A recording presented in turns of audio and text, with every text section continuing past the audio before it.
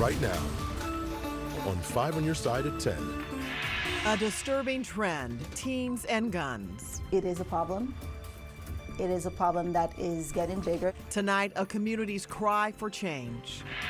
Widespread rain for most of the metro St. Louis area right now. We are tracking if it will have impacts on Thursday morning's commute. She's the college-bound senior with multiple choices. When I'm bored, I'm just applying. When I'm not bored, I'm just applying. Tonight, the big decision she's left to make after receiving 40 college acceptance letters. First tonight, the Weather First team is tracking widespread rain moving through the St. Louis region, and it's really picked up in just the past 3 hours. Good evening, everyone. I'm Kelly Jackson. And I'm Mike Bush. The roads were wet for your evening commute and may still be damp for your drive to work tomorrow morning. So let's get straight over to Chief Meteorologist Scott Connell with that Weather First forecast. And we do think, Mike and Kelly, the rain, this widespread moderate rain that's over the metro area, will start to push east of town as we head towards daybreak.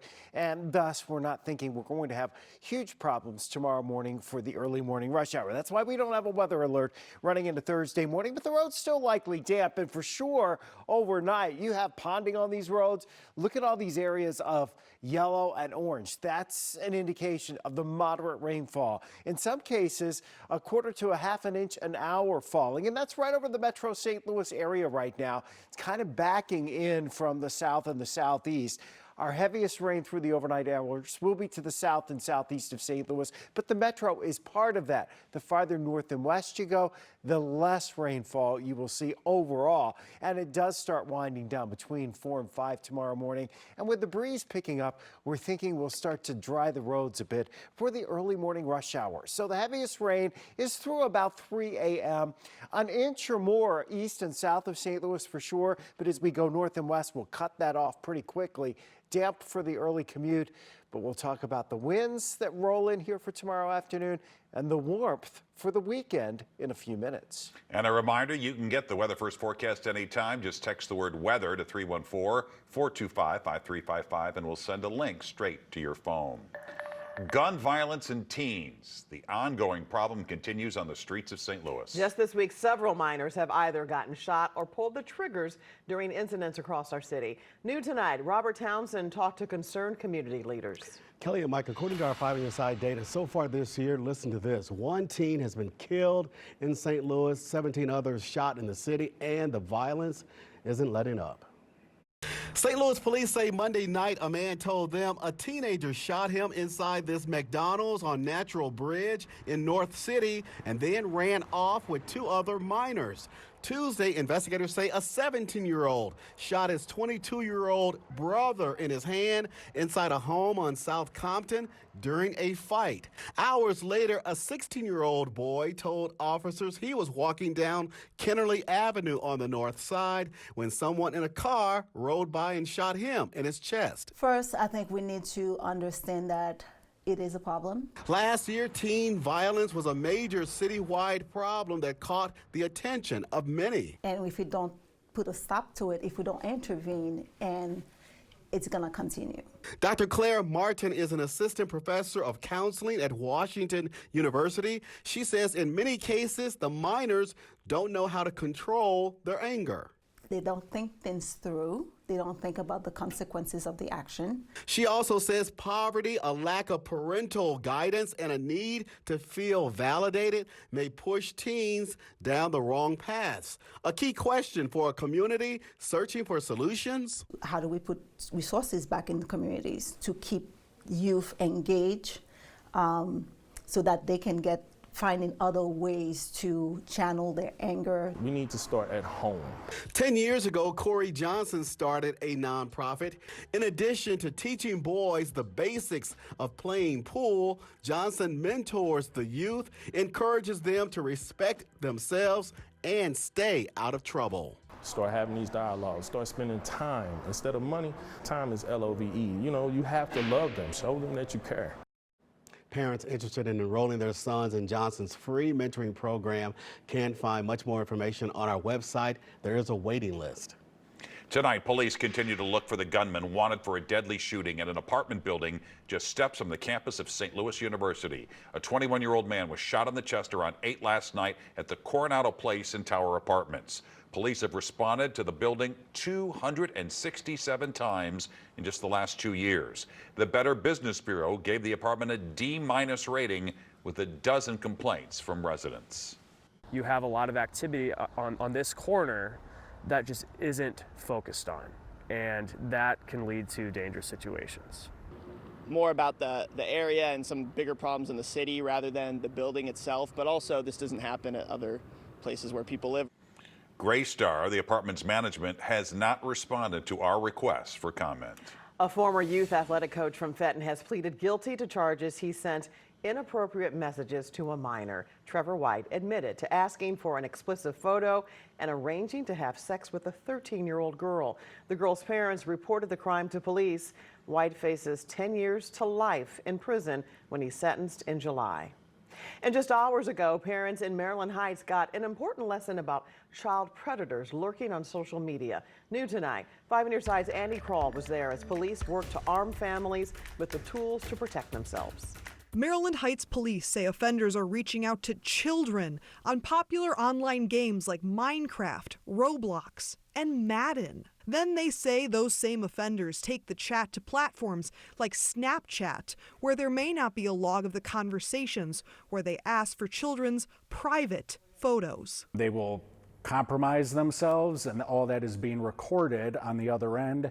They will then upload it to a link on the internet. They'll send the victim the link saying, here's the video of you, and they'll then send screenshots of all of the person's social medias and say, you need to immediately wire me this amount of money, or I'm going to post the video on your Snapchat, your Facebook. Detectives with Internet Crimes Against Children shared this information with parents Wednesday. They say to protect your child, 1, know their passcode, 2, check their phone, often for messages and app usage, and 3, establish healthy digital boundaries, building trust with your child so they tell you if something may be wrong. When you think about artificial intelligence and people using machine learning to make scams or predatory behavior all the more realistic, police tell me that those dangerous threats become literally all the more real. People are utilizing AI and computer software to create their own child pornography.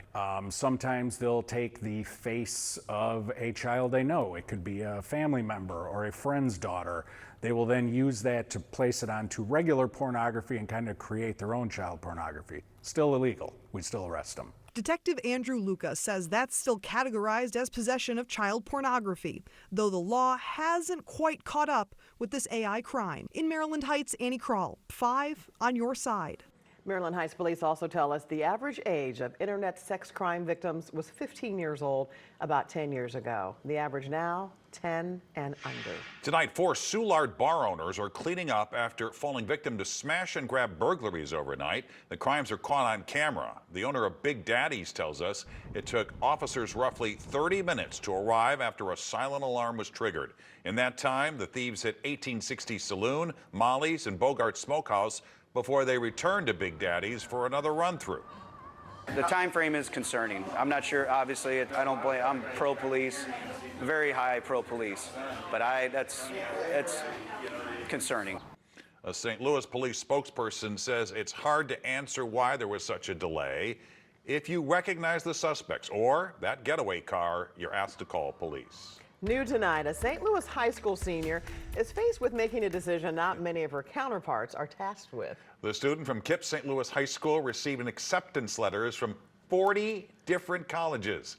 5 on Your Side's Brent Solomon is here to introduce us to this stellar student. Brent? Yeah, you said that right, 40. When you talk to Alana Wilson, you meet a reserved but poised young lady who knows how to set her sets high. Today she told me how she took high school seriously because she knew she wanted to make something of herself. Look at this then 5th grader holding a sign of her future high school graduation date. Flash forward 7 years later. That time is now. May 23rd, yeah. You ready? Have you been counting down that day? I have. Meet 18-year-old Alana Wilson. The soon-to-be high school graduate has been accepted into 40 different colleges. What, you just couldn't stop at 1 or 2 or 3 or what? No. I would just be sitting in my room in my bed just applying. Just like I am with scholarships right now. Just when I'm bored, I'm just applying. When I'm not bored, I'm just applying.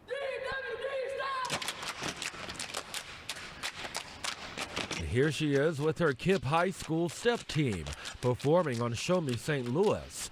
She loves stepping because of what it instills. Discipline, time management, teamwork, sisterhood. I definitely want to do it while I'm in college. There will be plenty of time for that. School administrators love success stories like hers.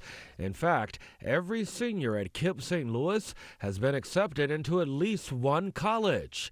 It's been that way for 3 years. It's something that we instill in all of our students from the time they're with us to the time that they leave, and we actually stay with them and support them after they leave our doorsteps and make sure that they receive the support they need. As for Alana, she's racked up $1 million in scholarships from the 36 schools that want her. She's narrowed it down to 2. Alabama State is my first option. My second choice is Missouri State. And since she'll be the first in her family to go to college, she knows she's paving the way for her younger siblings. I kind of want to set an example for them and kind of make my parents proud. She tells me she wants to become a psychologist or an actress. And because her story inspired so many of us here at 5 on Your Side, at the end of our interview, I told her to make us proud too. Her response, I definitely will. Home buying is where the heartache is. In the past 2 years, we have had a historically low inventory. Tonight, encouraging signs for potential home buyers. He's the Missouri goat that wowed the nation with his high wire stunt. Tonight, we're learning there's more to his back story. And the back edge of the rain band parked over St. Louis now is expected to be east of town by tomorrow morning's rush hour. Plus, I'll show you why you need to make some plans to be outside this weekend. Tonight, people from Texas to Georgia are cleaning up after a line of severe weather packing torrential rains and tornadoes. The police chief in Slidell, Louisiana, calls it the worst he's ever seen. At least 3 suspected tornadoes ripped through the town located 30 miles outside of New Orleans. Powerful winds damaged buildings, downing power lines and toppling trees. The city says more than 50 people had to be rescued. Only minor injuries were reported. Tonight, an arrest warrant is out for Kansas City Chiefs wide receiver Rashee Rice.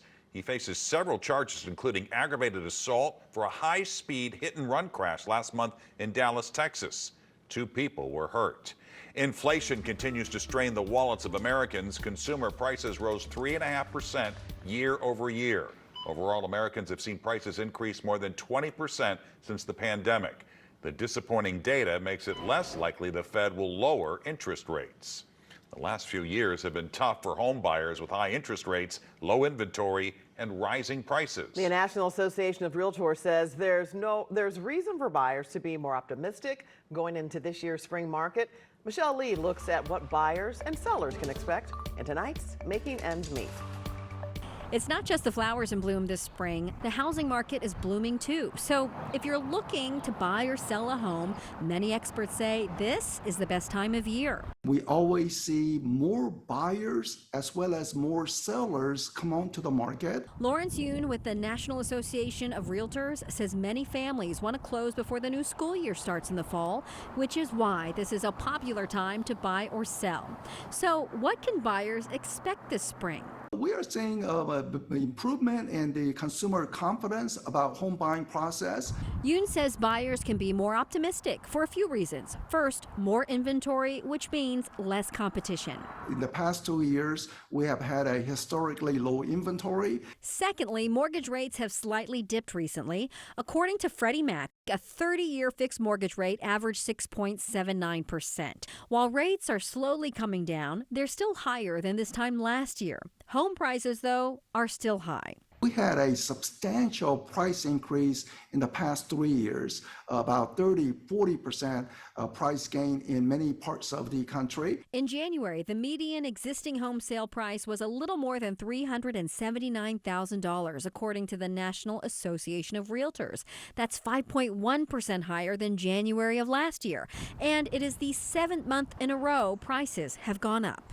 According to the St. Louis Realtors monthly housing report, there are more homes for sale and more people buying than a year ago. Experts offer this bit of advice if you're ready to buy. Get pre-approved for a mortgage before looking at a home and be flexible on that closing date. Back to you. A nightmare. That's the attention-grabbing headline in the Wall Street Journal about the real estate market in downtown St. Louis. The article published this week focused on a recent study from the University of Toronto, which highlighted empty storefronts and a big drop in foot traffic. The downtown resident who took the reporter on a tour of the city says the article doesn't show the whole picture. The data that the journal uses doesn't count what happens at the Arch, which had highest visitor total in a decade, the convention center, everything in downtown West. So from Tucker going to Jefferson, the stadium, City Hall, Union Station, City Museum, all those things are not part of this data that have always been these great draws for downtown and just the region as a whole. In response, Greater St. Louis Inc. says the study defined downtown shown here in the blue area, when in reality it includes the entire area in green. Live look now at Busch Stadium tonight. The Cardinals played their first game at this ballpark 18 years ago today. The Redbirds are off to a mediocre start, both on the field and in the stands this season. Attendance for last night's game was just shy of 32,000 fans, and according to our partners, the St. Louis Business Journal, that's the smallest crowd for a night game in Busch Stadium 3's history. The team's 6-7 start comes after last year's dismal last place finish. A goat that captured the nation's attention after getting stuck on the ledge of a bridge in Kansas City is reunited with his family tonight. Firefighters rescued the animal this week. A Missouri family saw the news coverage and recognized, they were like, hey, that's our missing goat named Chug. They believe he was stolen from their farm in February. Where he's been and how he got on that bridge remains a mystery. Yeah, that is a mystery. How did he get there? How in the world? Chief Meteorologist Scott Connell joins us now with that weather first forecast. And Scott, you said damp tomorrow morning, but you think the rain might be moving out? I think this widespread rain will be probably pushing out by the time we get to tomorrow morning's rush hour. And you know, if you've been to Grant's Farm, the goats are inquisitive, right? Yeah. Yes, and they are. like But to they're climb. not on bridges. Yeah, they like to On climb. ledges. They want to get up on things. So, you know, I guess he thought it was a safe place. Good for Chug. All right, you're looking over downtown St. Louis. City Park will be packed Sunday. Got to tell you, the weather looks great Sunday for soccer in St. Louis. Right now, not so much so, although I guess we're, watering the soccer fields. This is some pretty good rain. We've picked up 1/4 to 1/2 inch in the last hour across much of the metro area. All of this yellow indicating moderate rain. It continues to spread in just from the east and southeast of St. Louis. This whole storm system still has a ways to go before it lifts through, but you can see as you go farther north and west of St. Louis, definitive back edge. Once you get to Troy, up to Bowling Green, not much. Everybody else south and east of there is looking at a pretty good dose of rain as we head through the next few hours. But it is going to be on the decrease as we head towards daybreak. So now through 2–3 o'clock in the morning, that's when we're going to see our heaviest rain. And then the forcing will lift off to the east and the focus for the heavier rain will shift as well. Now, it's been a different story down south. Upwards of 1 foot or more of rain along portions of the Gulf Coast, along with that severe weather. The energy from this system still has to get through. We're on the northern side of it. At least that keeps us from severe weather. Here's the lowdown on tomorrow morning. We think for your early morning rush hour, that widespread back edge of the rain has shifted east of St. Louis. With the winds picking up later tonight and tomorrow morning, some gusts above 30 miles per hour, we ought to see damp roads versus right now what we're seeing is a pretty soggy scenario across St. Louis. But traffic, of course, limited at this point, right? So we go into tomorrow afternoon. There could be a few scattered showers, but nothing all that widespread. Heaviest rain North and west of St. Louis, you really taper it off to next to nothing very quickly. South and east of town, some spots will get more than a couple of inches. Winds get gusty too. Late tonight, start gusting above 30 and some 35 to 40 mile per hour gusts heading into tomorrow afternoon. There'll be a breeze this weekend, but look at these temperatures. 81 on Saturday, 85 on Sunday. It will be much warmer this weekend. Not really all that much in the way of humid either. So that's kind of a limiting factor going into next week with our severe weather potential. While we don't have any big signs that there's going to be severe weather next week, you get temperatures in the 80s and you start getting a breeze and get disturbances running our way, and the potential does start to increase. We'll especially watch Monday night into Tuesday to see what happens in Oklahoma and Kansas that can make it here during that time frame. That weekend. But the weekend looks absolutely outstanding. All right, thanks, Scott. Frank's here with sports. Well, you won't believe what happened at the par 3 tourney at the Masters. You will love it. You'll also love the Blues beginning and dislike the Cardinals ending. Stick around, please. This 5 on Your Side Sports Report is sponsored by Telly Tire and Auto Centers, driving your way since 1942.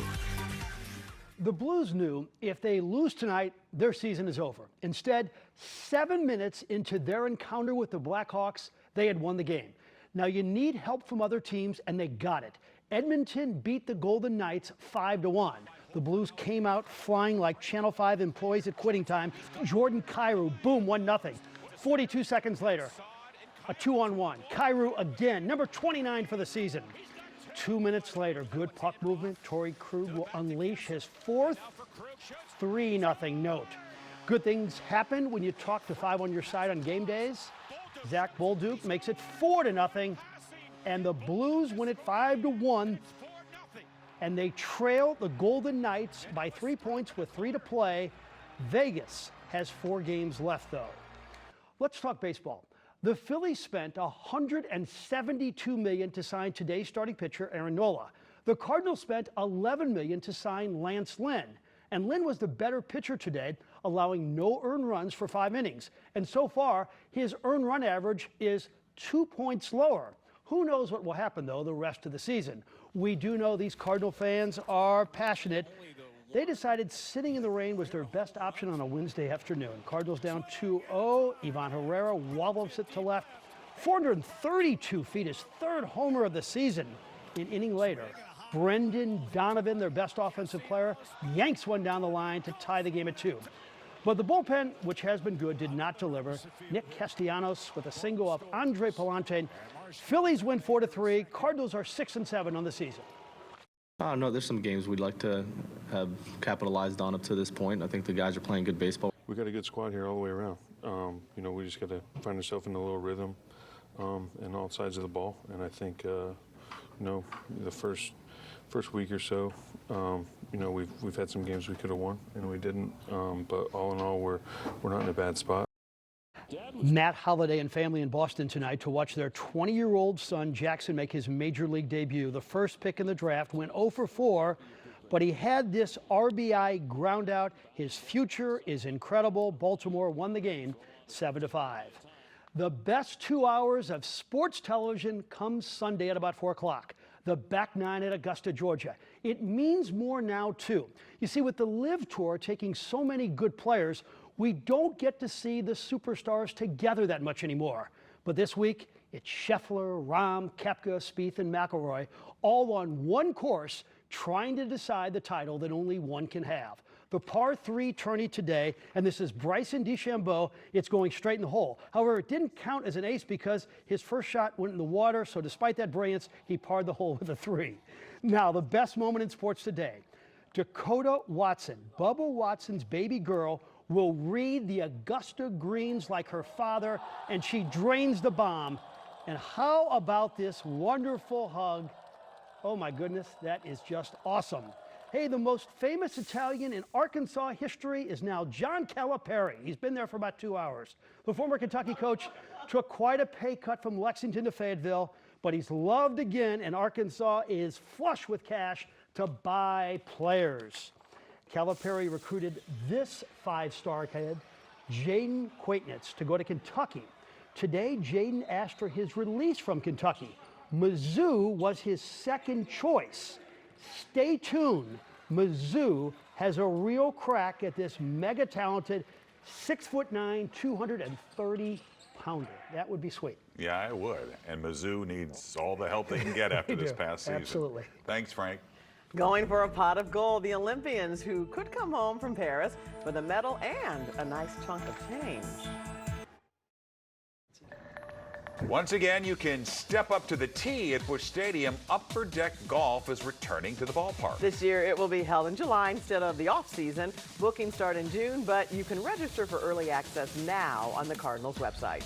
Some athletes are competing for more than just a gold medal at the Paris Olympics. Track and field will become the first Olympic sport to award prize money. Gold medalists will win $50,000. Winning relay teams will split that prize. But who needs gold, silver, and bronze when you can have chocolate and peanut butter? They go great together. Hershey is celebrating Team USA with Reese's Medals, its first ever seasonal shape for summer. They're available right now through the summer games. Scott said he'd take the money, not the chocolate. I'm surprised he wouldn't take the chocolate. I think you can get a lot of that chocolate with that. With $50,000. Yeah. But when you think high caliber athletes, you think chocolate, you know? Yeah, You gotta absolutely. have Of course. Absolutely. Back edge of the steady rain should be out before tomorrow morning's rush hour. Anthony will be along to update you. There you have it, 5 on your side at 10. The Tonight Show starring Jimmy Fallon is next. Be sure to start your morning with Today in St. Louis. That starts at 4 a.m. Have a great tomorrow.